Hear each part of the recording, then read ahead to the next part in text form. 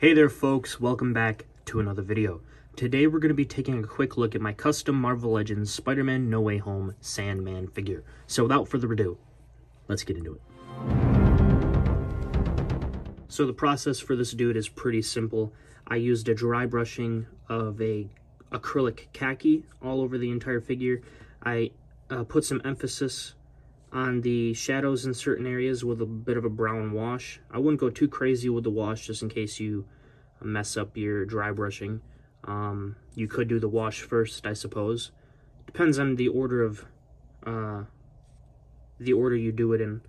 And I also used a little bit of a gold dry brushing, which I seen in Can I Make It's video. So I do recommend watching his video if you want to attempt this process, or watching Dino Plastic's video online. You can see them customizing this dude. I was planning on doing my own video, but I figured there's no real point in doing it since I kind of followed some of the things that they did, and they've already got 2 really good videos out there.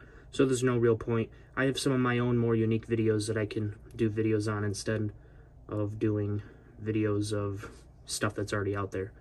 But yeah, it's pretty simple, and it makes a huge difference. I wish I left some of the pieces original just so you guys could see a difference in hand.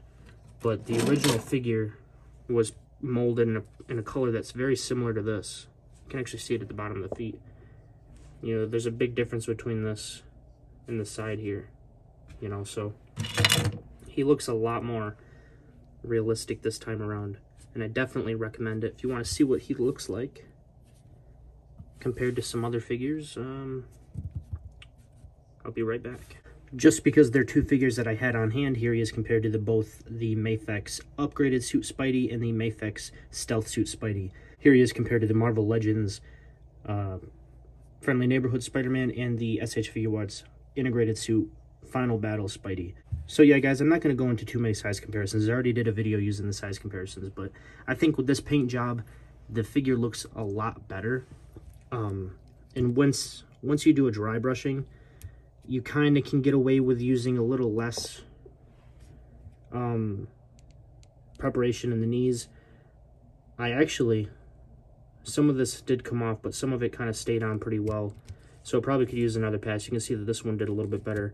But for the most part, a dry brushing, you can kind of get away without prepping the joints really well. You can see back here.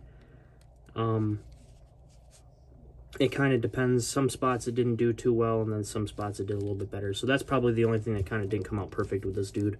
But I'm not too worried about it, if I'm honest. This isn't a figure that I'm going to have in really dynamic poses anyway, so I kind of wasn't really concerned with it. But yeah, it's not like you're completely changing the overall, like you're not going with a complete even base coat. So some of the original colors showing through isn't a big deal. But for the most part, a dry brush did stay on the joints pretty well, so it's not too much of an issue.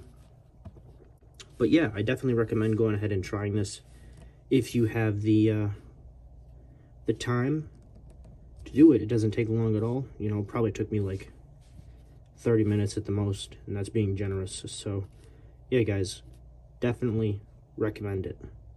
But with all that being said, if you guys liked the video, hit the like button, subscribe, notification bell. All that would be greatly appreciated if you decide to do so. I did do a review on this guy. He's on the channel if you want to go ahead and take a look at that. And, of course, until next time, true believers.